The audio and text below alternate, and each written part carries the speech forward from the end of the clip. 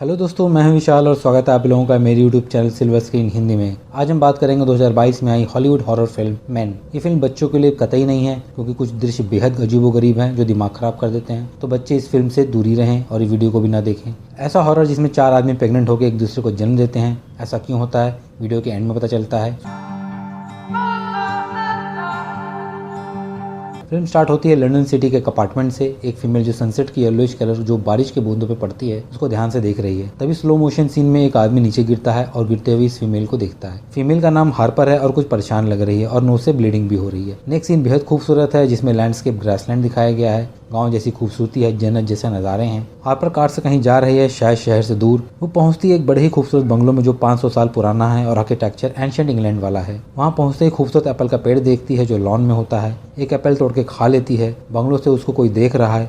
अब वो नॉक करती है, वही आदमी निकलता है और खुद को जेफरी इंट्रोड्यूस कराता है। जेफरी हार्पर को पूरा घर घुमाता है। काफी अच्छा घर है, हर एक चीज की फैसिलिटी है, बड़े कमरे, हर कमरा सोफिस्टिकेटेड है, बिल्कुल हाई क्लास स्टैंडर्ड्स। जेफरी उसके हस्बैंड जेम्स के बारे में पूछता है क्योंकि उसके हस्बैंड ने ये बंगलो 1 वीक के लिए रेंट पे बुक किया था। हार्पर कहती है वो नहीं आएगा और उसका सरनेम इनहेरिट नहीं किया है, इसलिए मुझे मिसेस मार्लो नहीं कहो। जेफरी थोड़ा कंफ्यूज हो जाता है। वहाँ एक सुंदर सा पियानो भी है। जेफरी के पूछने पे कि तुम्हें पियानो बजाने आता है, लेकिन हार्पर कहती है उसे नहीं आता। ऐसा लगता है हार्पर ने यह बड़ा घर शहर से दूर इसलिए बुक किया ताकि कुछ दिन शांति से रह सके। जेफरी वहीं पास में रहता है, अपना नंबर देके चला जाता है। हार्पर अपने फ्रेंड रिली को वीडियो कॉल करती है घर दिखाने के लिए। तभी फोन पे वीडियो में ग्लिच आता है और कुछ हौच-पौच सा चेहरा दिखता है, थोड़ा हॉरिफिक सा दिखता है। उसे लगता है शायद नेटवर्क इश्यू है। कहानी फ्लैशबैक में उसी अपार्टमेंट में जाती है जो फिल्म के स्टार्ट में दिखता है। वही आदमी जो गिरता है उसका नाम जेम्स है और वो हार्पर का हस्बैंड होता है। दोनों के बीच अपने शादीशुदा जिंदगी को लेकर कुछ कहासुनी हो रही है। हार्पर जेम्स को डाइवोर्स देना चाहती है और जेम्स बोलता है अगर दिया तो सुसाइड कर लूंगा। दोनों के बीच किस बात का झगड़ा है ये क्लियर नहीं है। जेम्स मर चुका है, शायद सुसाइड किया, जो फिल्म के स्टार्ट में गिरते हुए दिखाते हैं। अब फिर से प्रेजेंट का सीन है। ये सब मेमोरीज हार्पर को परेशान करती रहती हैं। वो डोर लॉक करके कंट्री साइड देखने निकल जाती है। काफी सुंदर दृश्य होता है। जंगल के बीच जाती है, वहीं एक ट्रैक दिखता है और वहीं से वो नीचे उतरती है। एक पेड़ को बड़े ध्यान से देखती है। वो पेड़ थोड़ा अलग सा होता है। तभी बूंदाबांदी शुरू हो जाती है और वो खुश हो जाती है। थोड़ा और आगे जाती है तो उसे एक अबेंडेंट रेलवे टनल दिखता है। ओ करके आवाज लगाती है और वही आवाज एको करती है तो थोड़ा खुश हो जाती है। अब वो थोड़ा और अंदर जाती है, लेकिन दूसरे छोर पे एक आदमी दिखता है। हार्पर थोड़ा डर जाती है। वो आदमी भागता हुआ पास आने लगता है। अब हार्पर भी तेजी से वापस जाने लगती है, लेकिन जहाँ से वो उतरी होती है वो जगह भूल जाती है। ऐसा लगता है वो अब खो गई है। उसी रास्ते पे आगे बढ़ती है और एक और टनल दिखता है जो बंद है। वो वहीं से ऊपर चढ़ जाती है और जंगलों के बीच पहुंचती है एक अबेंडेंट विलेज जो काफी खूबसूरत लगता है लेकिन हॉन्टेड भी दिख रहा है। विलेज क्रॉस करके आगे बढ़ती है और उसे एक बड़ा सा फील्ड दिखता है। वो रिलैक्स हो जाती है क्योंकि उसे पता है वो घर पहुंच जाएगी। पीछे मुड़ के अबेंडेंट विलेज का एक फोटो क्लिक करती है और देखती है वहीं पे दूर एक आदमी बिल्कुल नंगा खड़ा है और वो भी फोटो में कैप्चर होता है। तुरंत वहां से भागती है और वो आदमी एक टक खड़े होकर उसको देख रहा है। घर पहुंचती है और फ्लैशबैक में फिर से वही अपार्टमेंट दिखता है और हार्पर आके नीचे देखती है। जेम्स की डेड बॉडी पड़ी है। एक हाथ गिर में फंस के 2 टुकड़े हो चुके हैं। एक पैर टखने से टूट चुका है। चेहरे और सर पे इंजरीज हैं। हार्पर ध्यान से देख रही है। सरप्राइजिंगली जरा भी नहीं रो रही है। इसीलिए वो लंदन से दूर एक विलेज में रिलैक्स करने आई है क्योंकि उसको ये सब मेमोरीज हॉन्ट करते हैं। नेक्स्ट डे मॉर्निंग में हार्पर काफी अच्छा पियानो बजाती है, लेकिन जेफरी को बोला होता है कि उसे पियानो बजाना नहीं आता। पता नहीं उसने झूठ क्यों बोला था शुरू में। पियानो की म्यूजिक के साथ लैंडस्केप नज़ारे दिखते हैं। क्रिस्टल क्लियर पानी जो हवा से लहरें बना रहे हैं। फूलों के खेत दिखते हैं।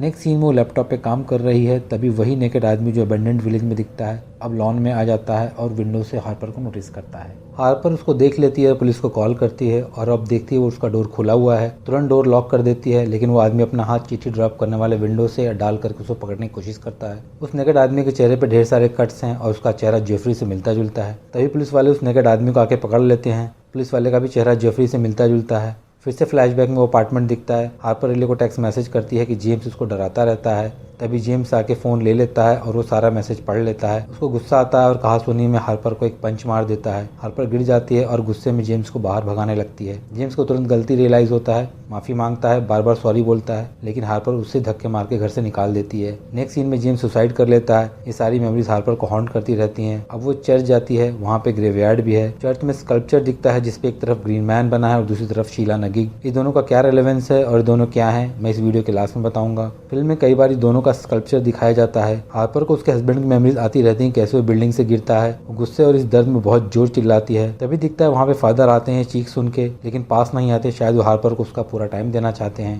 हार्पर की चीख सुन के लगता है जैसे उसको पता है उसने जेम्स को माफ ना करके गलती की थी और जेम्स गिर जाता है। लेकिन इस बात को एक्सेप्ट नहीं करना चाहती। वहाँ से बाहर निकलती है तो उसे एक स्कूल बॉय मिलता है और उसका चेहरा भी जेफरी से मिलता जुलता है। वो लड़का लुका छुपी खेलने को बोलता है तो हार्पर मना कर देती है। वो लड़का हार्पर को स्टूपिड बिच बोल के चला जाता है। अब वहाँ फादर आते हैं, उनका चेहरा भी जेफरी से मिलता जुलता है। फादर बोलते हैं अगर वो कुछ हेल्प कर सकते हैं उसकी तो। हार्पर फादर को पूरी कहानी बताती है, लेकिन फादर कहता है कि अगर उसने जेम्स को माफ़ कर दिया होता तो शायद जेम्स जिंदा होता। इस बात पे हार्पर गुस्सा हो जाती है और चली जाती है। उसके जाते ही फादर उसके बैठे जगह को हाथ से टच करता है। फादर की नीयत गंदी सी लगती है। नेक्स्ट सीन में वो नेकेड आदमी जिसको पुलिस पकड़ के ले गई होती है वो एक आइसोलेटेड जगह पे अपना माथा काट करके पत्ता लगाता है। ग्रीन मैन का लुक लगता है उसका। उसी रात हार्पर लोकल बार में जाती है। वहाँ दो लोग बैठ के शराब पी रहे होते हैं। दोनों की शक्ल जेफरी जैसी होती है। वहाँ पे जेफरी भी मौजूद है और हार्पर को देखकर बार टेंडर से बोल के एक ड्रिंक ऑफर करता है। बारटेंडर का चेहरा भी जेफरी से मिलता जुलता है। तभी वहाँ पुलिस वाला आता है और बातों बातों में पता चलता है कि उस नेकेड आदमी को पुलिस ने छोड़ दिया है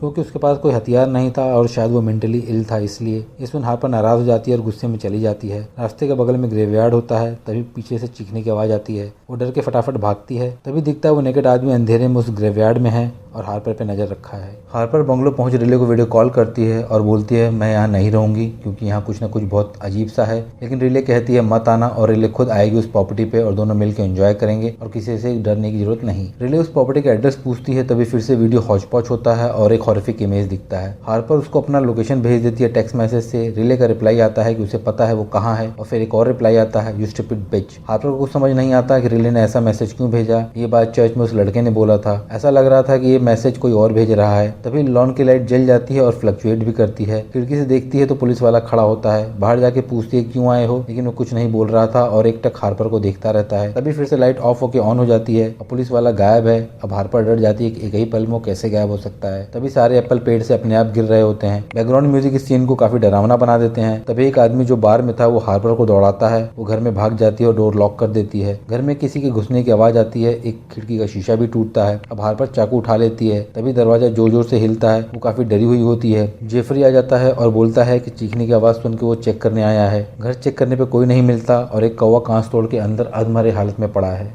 जेफरी कहता है कि वो कौवा था ना कि कोई आदमी। अब जेफरी लॉन चेक करता है, वहाँ भी कोई नहीं है। पीछे पीछे हार्पर भी आती है लेकिन कोई नहीं दिखता। इसी बीच लाइट ऑन ऑफ होती रहती है और अब जेफरी भी गायब है और वो नेकेड आदमी उसके ठीक सामने खड़ा है। उसके ऊपर डैंडलिन फ्लावर फूंकता है। हार्पर कुछ मदहोश सी हो जाती है लेकिन अपने विल पावर पे अंदर चली जाती है और डोर लॉक कर देती है। नेकेड मैन का चेहरा अब फुल पत्ती वाला है और वो अब ग्रीन मैन बन गया है। ग्रीन मैन अपना हाथ लेटर ड्रॉप करने वाले विंडो से अंदर डालता है लेकिन हार्पर उसके हाथ में चाकू मार देती है। वो अपना हाथ धीरे धीरे बाहर खींचता है लेकिन चाकू दरवाजे में फंसने से हाथ खींचते हुए पूरा हाथ कट के 2 हिस्सों में हो जाता है, ठीक वैसे ही जैसे जेम्स का होता है जब वो अपार्टमेंट से गिर गया होता है। हार्पर चाकू उठा लेती है और अब घर के अंदर से आवाज आती है। वो उस आवाज के पीछे जाती है और वहाँ वही चर्च वाला लड़का होता है और मरे हुए कौवे के साथ खेल रहा होता है। उसका हाथ भी 2 टुकड़े में कटा हुआ है। हार्पर उस लड़के को लॉक कर देती है। तभी एक और आदमी जो बार में था घर में घुस चुका है और हार्पर के पीछे भागता है। हार्पर बाथरूम में जाकर डोर लॉक कर देती है लेकिन वो डोर खोल देता है और अब फादर अंदर आता है। फादर का भी वैसे ही हाथ कटा हुआ है और वो उसी कटे हाथ को हार्पर की गर्दन पर रखता है। ऐसा लगता है हार्पर हिप्नोटाइज हो रही है।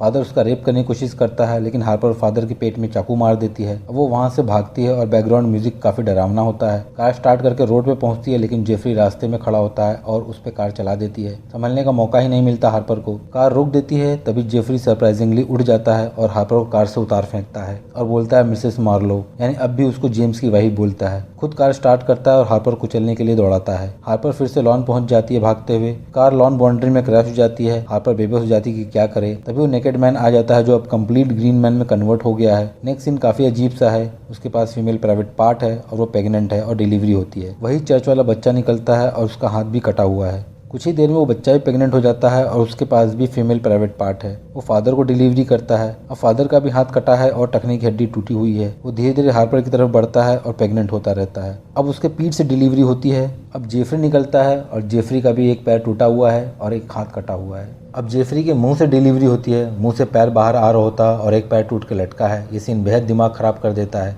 जेफरी के मुंह से जेम्स की डिलीवरी होती है। जेम्स सोफे पे बैठ जाता है और बताता है कि गिरने से उसको कितनी चोटें लगी और कैसे मरा। अब हार्पर पूछती है कि तुम्हें क्या चाहिए, तो जेम्स बोलता है कि सिर्फ उसका प्यार, और वो गहरी सांस लेके बोलती है हाँ। फिल्म यहीं खत्म होने लगती है एक मेलोडियस बैकग्राउंड सॉन्ग से। अब दिखता है अगली सुबह रिले पहुंचती है और लॉन में हार्पर बैठी हुई है बिल्कुल अकेली। हार्पर के हाथ में वही पत्ता है जो नेकेड आदमी अपने माथा काट के लगाता है। हार्पर रिले को देख के मुस्कुराती है और रिले भी प्रेग्नेंट है। फिल्म यहीं खत्म हो जाती है। अब आप लोगों को सारे कंफ्यूजन पॉइंट कनेक्ट करके एंडिंग समझाता हूँ। फिल्म का कॉन्टेक्स्ट और डायलॉग से ये पता चलता है कि हार्पर के पास कोई स्ट्रॉन्ग रीजन नहीं होता डाइवोर्स देने के लिए। वो बस जेम्स को नापसंद करने लगी थी और जेम्स ने सुसाइड नहीं किया था। वो बालकनी के रास्ते अपार्टमेंट में घुसने की कोशिश में गिर गया होता है। काश हार्पर उसको माफ कर देती तो वो बच गया होता। और ये गिल्ट उसको चैन से रहने नहीं देता, लेकिन उस गिल्ट को कबूल नहीं करती थी कभी, क्योंकि उसकी नज़र में सारे मर्द एक जैसे होते हैं। इसलिए उसको हर एक आदमी की शक्ल मिलती जुलती लगती है। जेम्स उसके दिमाग के साथ ये सुपर नेचुरल गेम खेलता रहता है ताकि वो कभी तो इस बात को कबूल करे कि उसने भी गलती की थी। जेम्स ग्रीन मैन और शीला नगीक का सहारा लेता है। ग्रीन मैन एक रिबर्थ का सिंबल है, मतलब बार बार जन्म होगा, और शीला नगीक का मतलब होता है फर्टिलिटी, एक औरत जिसके पास जन्म देने की ताकत है। एंडिंग में दोनों कॉम्बिनेशन दिखाया गया है, जैसे नेकेड मैन ग्रीन मैन बन जाता है और जन्म भी देता है। जेम्स ग्रीन मैन और शीला नगीक का कॉन्सेप्ट यूज कर खुद को जन्म देता है ताकि हार्पर को एहसास दिला सके कि हार्पर ने उसे माफ न करके गलती की थी और उसे सिर्फ उसका प्यार चाहिए था। जब हार्पर अंत में हाँ बोलती है तो उसके बाद हार्पर को कोई हॉन्टिंग मेमोरीज नहीं आते और वो लॉन में अकेले है लेकिन खुश है। तो दोस्तों ये था इस फिल्म का एक्सप्लेनेशन। इस फिल्म के और भी इंटरप्रिटेशन बन सकते हैं, लेकिन जो मुझे सबसे ठीक लगा वो मैंने बताया। कहानी अगर पसंद आई दोस्तों तो चैनल को सब्सक्राइब कर लेना।